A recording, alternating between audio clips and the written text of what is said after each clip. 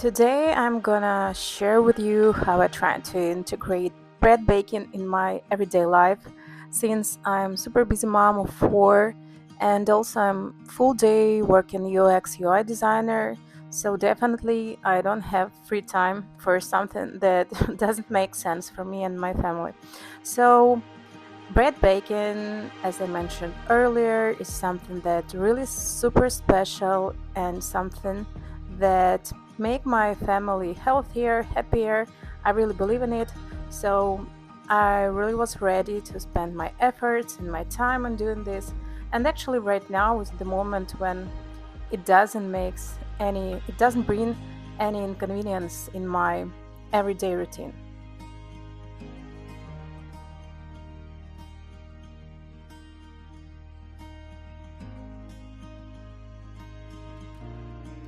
So usually I start early morning and I take my starter, feed it.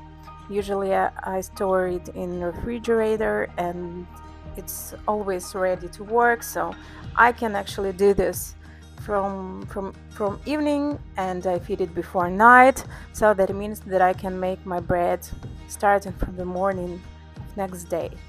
But usually I do this not this way. Usually I wake up early, feed my starter, and then in 5 or 6 hours it's ready to work. So I take it and start mixing ingredients.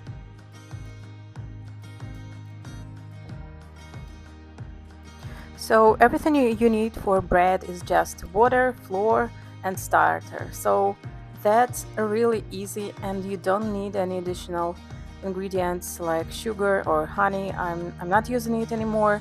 So it's just water and flour. So when I mix everything for the first time, I don't put salt on it, so that allows autolysis to happen. That's a process that actually helps your gluten in your dough develop, and that makes it gives this specific structure, and it makes your bread fluffy and very tasty.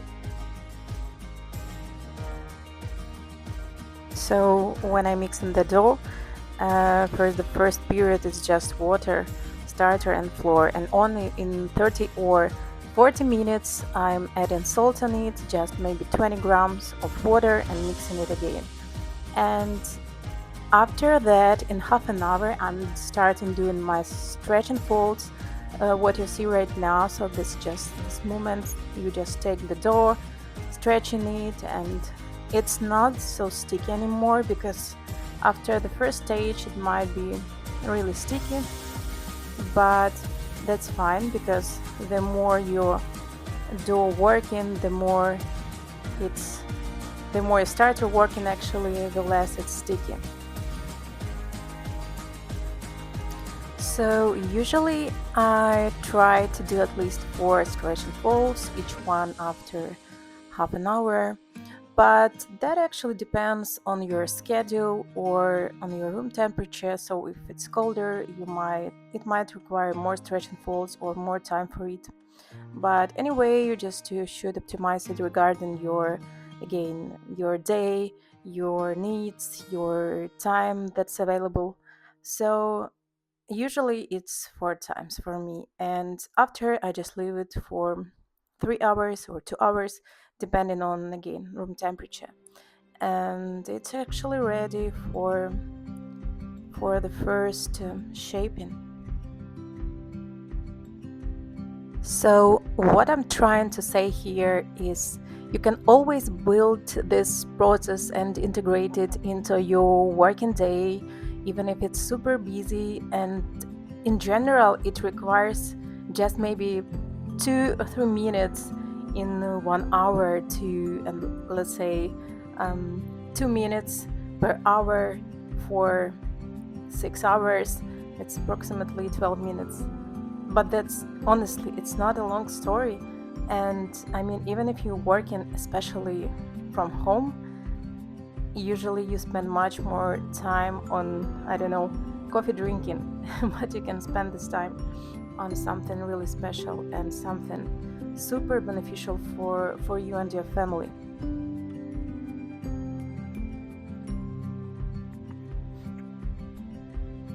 I'm shaping my dough here, and I would say that's my favorite process because some fermentation already happened and it's fluffy. You see these bubbles on the top, and it's not so sticky anymore. So I really love this stage when you're just stretching it a little bit, trying not to break these bubbles and just create the final shape of your future loaf. Usually, I'm doing this before I go to sleep in the evening to make my bread ready in the next morning. So I'm shaping it for 2 times. You see here actually the second time when I shape this, and then after that I just putting it in fridge for one night, and next day or in 2 days, actually you can leave it even longer than one day, it might be in 3 days, and because in fridge your fermentation is much slower, so you can leave it there whenever as long as you want. So just put it in the fridge and take it when you want to have a fresh bread. Usually I'm making 2 loaves and bake them together, but let's say you can bake one this morning and bake another one next morning, and that definitely will your process of bread baking will be super optimized. But in our family, we usually kids usually eat the first loaf during the day, and it doesn't make much sense to bake it in different days, so I always bake them together. I'm really not a professional in bread scoring, as you see, but I'm always trying to experiment with this because that's really interesting. So, if I have free time, I might try to make some flowers or anything else. But the truth is, it doesn't matter what you will create here, it always becomes nice. So, that's a nice place where you can also have your creativity working and just have different flowers or different shapes on your bread every day, so it's never the same.